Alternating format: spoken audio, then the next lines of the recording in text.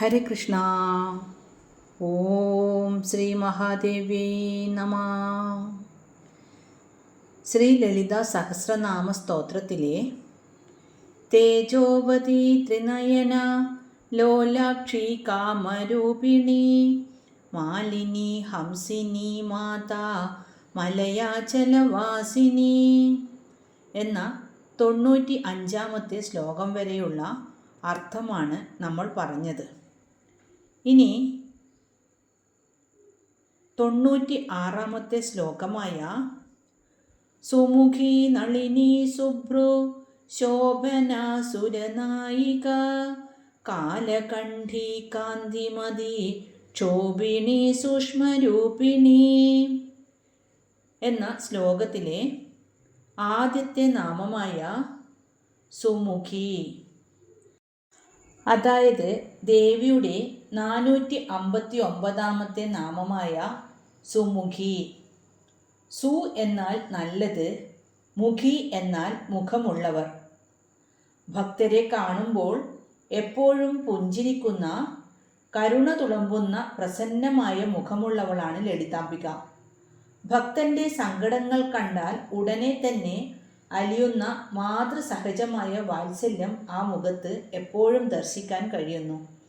ഭക്തർക്ക് ആത്മവിശ്വാസവും ശാന്തിയും നൽകുന്ന മനോഹരമായ മുഖമാണ് അമ്മയുടേത്. ശ്രീവിദ്യ ഉപാസനയിൽ ദേവിക്ക് 5 മുഖങ്ങളുണ്ടെന്ന് പറയപ്പെടുന്നു. എന്നാൽ ഈ 5ഉം ചേർന്നുള്ള പ്രധാന ഭാവത്തെയാണ് സുമുഖി എന്ന് വിളിക്കുന്നത്. കൂടാതെ മാതംഗി ദേവിയുടെ ഒരു വിശേഷണമായും സുമുഖി എന്ന പേര് ഉപയോഗിക്കാറുണ്ട്. വിദ്യയുടെ അതിദേവതയായതുകൊണ്ട് ജ്ഞാനത്തിൻ്റെ പ്രകാശമുള്ള മുഖമാണ് അവളുടേത്. ഇനി ദേവിയുടെ 460 നാമമായ നളിനി. നളിനം എന്നാൽ താമര എന്നാണ് അർത്ഥം. താമരപ്പൂവ് പോലെ മൃദുലമായവളും സുന്ദരിയുമായവൾ എന്നാണ് നളിനി എന്നതുകൊണ്ട് അർത്ഥമാക്കുന്നത്. ദേവിയുടെ കണ്ണുകൾ, കൈകൾ, പാദങ്ങൾ എന്നിവയെല്ലാം താമരയോടെയാണ് പുരാണങ്ങളിൽ ഉപമിക്കാറുള്ളത്. നളിനി എന്ന വാക്കിന് താമരകൾ നിറഞ്ഞ പൊയ്ക എന്നും അർത്ഥമുണ്ട്. ഭക്തരുടെ മനസ്സാകുന്ന താമരപ്പൊയ്കയിൽ വസിക്കുന്നവളാണ് ദേവി. കൂടാതെ സ്വർഗത്തിലൂടെ ഒഴുകുന്ന ഗംഗയുടെ ഒരു ശാഖയ്ക്ക് നളിനി എന്ന പേരുണ്ടെന്ന് പുരാണങ്ങൾ പറയുന്നു. പവിത്രമായ ജലപ്രവാഹം പോലെ ഭക്തരുടെ പാപങ്ങളെ കഴുകിക്കളയുന്നവളാണ് ലളിതാംബിക. ഇനി ദേവിയുടെ 461 നാമമായ സുഭ്രു. ഭ്രു എന്നാൽ പുരികം എന്നാണ് അർത്ഥം. വില്ലുപോലെ വളഞ്ഞതും കൃത്യമായ അളവിലുള്ളതുമായ പുരികങ്ങൾ ദേവിയുടെ മുഖത്തിന് ഒരു പ്രത്യേക ശോഭ നൽകുന്നു. കാമദേവന്റെ വില്ലിനോടാണ് പലപ്പോഴും കവികൾ ദേവിയുടെ പുരികങ്ങളെ ഉപമിക്കാറ്. ദേവിയുടെ പുരികങ്ങളുടെ ചലനം പോലും പ്രപഞ്ചത്തിൻ്റെ സൃഷ്ടിസ്ഥിതി സംഹാരങ്ങൾക്ക് കാരണമാകുന്നു എന്ന് തന്ത്രശാസ്ത്രം പറയുന്നു. ഭക്തർക്ക് അനുഗ്രഹം നൽകാൻ അവൾ പുരികമുയർത്തുമ്പോൾ തന്നെ അവരുടെ ദുഃഖങ്ങൾ മാറുന്നു. യോഗശാസ്ത്രപ്രകാരം 2 പുരികങ്ങൾക്കും മധ്യയുള്ള ഭാഗത്താണ് ആജ്ഞാചക്രം സ്ഥിതി ചെയ്യുന്നത്. ഈ സ്ഥാനത്ത് ജ്യോതിസ്വരൂപിണിയായി വിളങ്ങുന്നവളാണ് സുഭ്രു എന്ന അമ്മ. ഇനി ദേവിയുടെ 462 നാമമായ ശോഭന. ശോഭനം എന്നാൽ മംഗളകരമായത്. എവിടെ അമ്മയുടെ സ്മരണയുണ്ടോ അവിടെ ഐശ്വര്യവും മംഗളവും വന്നു ചേരുന്നു. അശുഭമായതിനെ ശുഭമാക്കി മാറ്റുന്ന ശക്തിയാണ് ശോഭന. എപ്പോഴും നന്മ മാത്രം ചെയ്യുന്നവളും ഭക്തർക്ക് ശുഭകരമായ ഫലങ്ങൾ നൽകുന്നവളുമാണ് ദേവി. സ്വയം പ്രകാശിക്കുന്നവളും പ്രപഞ്ചത്തിന് മുഴുവൻ ശോഭ നൽകുന്നവളുമാണ് ദേവി. ലളിതാംബികയുടെ സാന്നിധ്യം എവിടെയുണ്ടോ അവിടെ ഇരുട്ട് നീങ്ങി പ്രകാശം പരക്കുന്നു.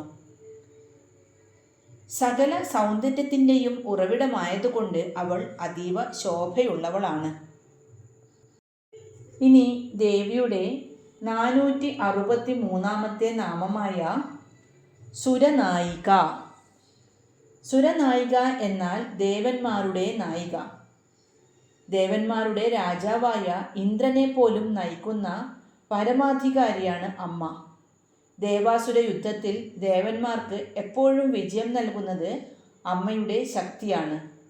കോടിക്കണക്കിന് ദേവന്മാരും ശക്തികളും വസിക്കുന്ന ശ്രീചക്രത്തിൻ്റെ നടുവിൽ സിംഹാസനസ്ഥയായി ഇരിക്കുന്ന ചക്രവർത്തിനിയാണ് അമ്മ. ജ്ഞാനം കൊണ്ട് പ്രകാശിക്കുന്നവരാണ് ദേവന്മാർ. അങ്ങനെയുള്ള ജ്ഞാനികൾക്ക് പോലും നായികയായവളാണ് ദേവി. ഇനി ദേവിയുടെ 464 നാമമായ കാലകണ്ഠി. കാലകണ്ഠൻ എന്നാൽ ശിവൻ. ഭഗവാൻ ശിവൻ്റെ മറ്റൊരു പേരാണ് കാലകണ്ഠൻ.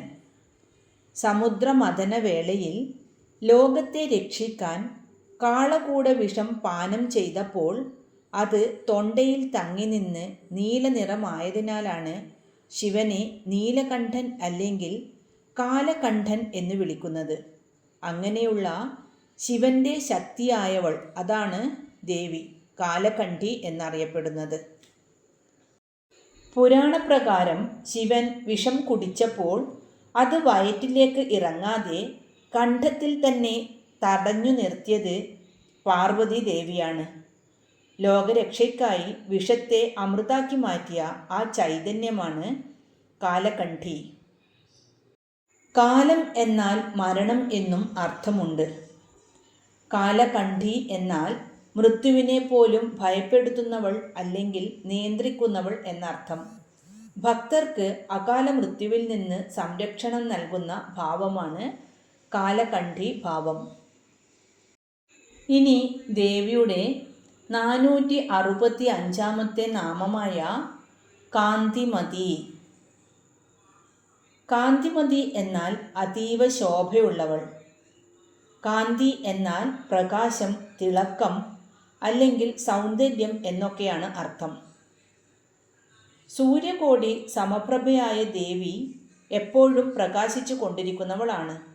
ഈ പ്രപഞ്ചത്തിലെ എല്ലാ വസ്തുക്കൾക്കും തിളക്കം നൽകുന്നത് ദേവിയുടെ ചൈതന്യമാണ്.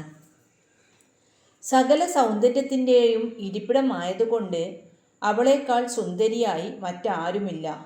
കണ്ടു നിൽക്കുന്നവരുടെ കണ്ണഞ്ചിപ്പിക്കുന്ന ലാവണ്യമുള്ളവൾ എന്നാണ് കാന്തിമതി എന്നതുകൊണ്ട് അർത്ഥമാക്കുന്നത്. പ്രപഞ്ചത്തിലെ സകല തേജസ്സും ആരുടെ പക്കൽ നിന്നാണോ ഉണ്ടാകുന്നത് ആ പ്രകാശത്തിൻ്റെ ഉടമസ്ഥയാണ് അമ്മ. നമ്മുടെ മനസ്സിനെ ഇരുട്ട് അഥവാ അജ്ഞാനം മൂടിയിരിക്കുമ്പോഴാണ് നാം സങ്കടപ്പെടുന്നത്. കാന്തിമതിയായ അമ്മയെ ധ്യാനിക്കുന്നതിലൂടെ ആ ഇരുട്ട് നീങ്ങി മനസ്സ് പ്രകാശമാനമാകുന്നു. ഇനി ദേവിയുടെ 466 നാമമായ ക്ഷോഭിണി. ഇവിടെ ക്ഷോഭം എന്നാൽ ദേഷ്യമല്ല, മറിച്ച് പ്രപഞ്ച സൃഷ്ടിക്കായി പ്രകൃതിയിൽ ഉണ്ടാക്കുന്ന ഒരു ചലനമാണ്. സൃഷ്ടിക്ക് മുമ്പ് പ്രപഞ്ചം ശാന്തമായ ഒരു അവസ്ഥയിലായിരിക്കും. അതായത് സത്വ, രജ, തമോ ഗുണങ്ങൾ തുല്യമായ അവസ്ഥ. ഈ ശാന്തതയെ ക്ഷോഭിപ്പിച്ച് അല്ലെങ്കിൽ ഇളക്കി മറിച്ച് സൃഷ്ടിപ്രക്രിയയ്ക്ക് തുടക്കം കുറിക്കുന്നത് പരാശക്തിയാണ്. അവളിലെ ചൈതന്യം ഉണരുമ്പോഴാണ് ലോകം ഉണ്ടാകുന്നത്. നമ്മുടെ ഉള്ളിലെ വികാരങ്ങളെയും ചിന്തകളെയും ഉണർത്തുന്നവൾ. ഭക്തൻ്റെ ഉള്ളിലെ ഭക്തിയെയും ജ്ഞാനത്തെയും ഉണർത്താൻ ലൗകികമായ തടസ്സങ്ങളെ ദൂരീകരിക്കുന്നവൾ എന്നും ഈ നാമത്തിന് അർത്ഥമുണ്ട്. അതായത് നമ്മുടെ ഉള്ളിൽ ഉറങ്ങിക്കിടക്കുന്ന കുണ്ഡലിനി ശക്തിയെ ഉണർത്തുന്ന അഥവാ ക്ഷോഭിപ്പിക്കുന്ന ക്രിയയാണിത്. ആ ശക്തി ഉണർന്നാൽ മാത്രമേ നമുക്ക് ആത്മീയമായി ഉണരാൻ സാധിക്കുകയുള്ളൂ. ഇനി ദേവിയുടെ 467 നാമമായ സൂക്ഷ്മരൂപിണി. ഇന്ദ്രിയങ്ങൾ കൊണ്ട് കാണാനോ തൊടാനോ സാധിക്കാത്ത അത്രയും ചെറിയ രൂപം. മനസ്സിലാക്കാൻ പ്രയാസമായ രൂപത്തിലുള്ളവൾ എന്നർത്ഥം. പരമാണുവിനേക്കാൾ ചെറുത്. അമ്മയുടെ സ്ഥൂലരൂപം നമ്മൾ ആരാധിക്കുന്ന വിഗ്രഹമാണെങ്കിൽ അമ്മയുടെ സൂക്ഷ്മരൂപം മന്ത്രമാണ്. മന്ത്രങ്ങൾ ശബ്ദരൂപത്തിലുള്ള സൂക്ഷ്മ ഊർജമാണ്. വായുവിനെ കാണാൻ കഴിയില്ലെങ്കിലും അതുണ്ടെന്ന് നമുക്കറിയാം. അതുപോലെ പ്രപഞ്ചത്തിനെ താങ്ങി നിർത്തുന്ന ആ അദൃശ്യ ശക്തിയാണ് ഈ സൂക്ഷ്മരൂപിണി. യോഗശാസ്ത്രപ്രകാരം നട്ടെല്ലിൻ്റെ താഴെ മൂലാധാരത്തിൽ ഉറങ്ങിക്കിടക്കുന്ന കുണ്ഡലിനി ശക്തിയെ സൂക്ഷ്മരൂപിണി എന്ന് വിളിക്കുന്നു.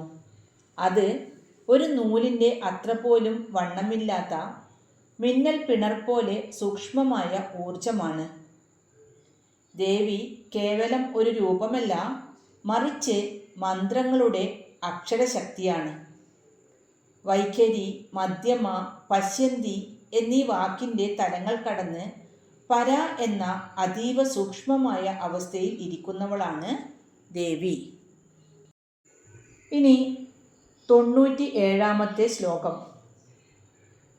വജ്രേശ്വരി വാമദേവി വയോവസ്ഥാ വിവർജിത സിദ്ധേശ്വരി സിദ്ധവിദ്യ സിദ്ധമാതാ യശസ്വിനി. ഈ ശ്ലോകത്തിലെ ആദ്യത്തെ നാമമായ വജ്രേശ്വരി, അതായത് ദേവിയുടെ 468-ാമത്തെ നാമമായ വജ്രേശ്വരി, വജ്രം പോലെ ഉറപ്പുള്ളവൾ. വജ്രം പ്രപഞ്ചത്തിലെ ഏറ്റവും കഠിനമായ വസ്തുവാണ്. അത് ഒന്നിനാലും മുറിക്കാനോ നശിപ്പിക്കാനോ കഴിയില്ല.